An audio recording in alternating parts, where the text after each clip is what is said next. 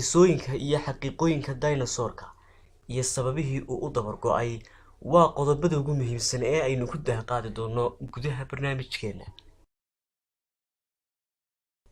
2 milyan oo sano ka hor ayay ku noolaayeen dhulka, waxayna ahaayeen xayawaan xajmigoodu aad u weyn yahay, halka qaarkoodna ay hilibka dadka ay quudan jireen.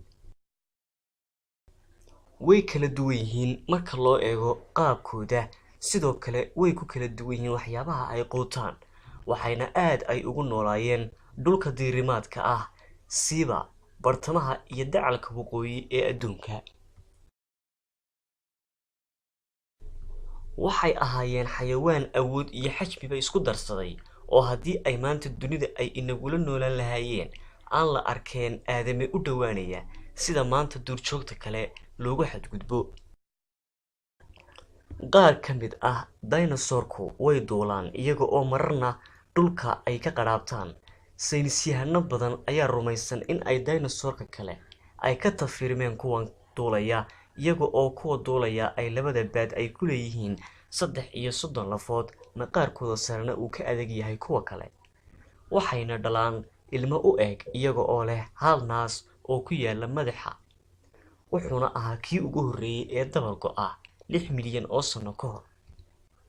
noocan ayaa loo yaqaanaa Virgo.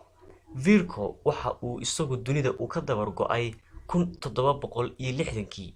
Richard Owen ayaa daraasado badan ka sameeyay, wuxuuna ahaa saynisyahankii qura ee xog dhammaystiran ka keena nolosha dinosaurka, isagoo oo soo bandhigay qaab jireedka kala duwan ee uu leeyahay dinosaurku. Reptile waa nooca ugu xajmiga weyn leh guud ahaanba dinosaurka, wuxuu quutaa kuwa kale ee isaga ka yaryar, marmarka qaarna bini'aadamka ayuu ku darsadaa, wuxuuna leeyahay 300 oo ilkood, balaca afkiisuna wuxuu gaadhaa 2 mitir.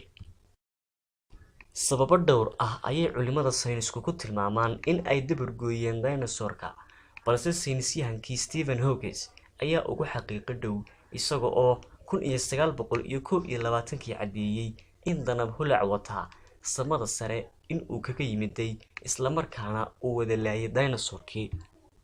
sanadkii 2006 waxaa la xaqiijiyay in ay sax tahay arrintii uu Stephen Hawking uu soo bandhigay, iyada oo waqooyi galbeed gobolka Alaska laga helay qayb ka mid ah firirkii danabka.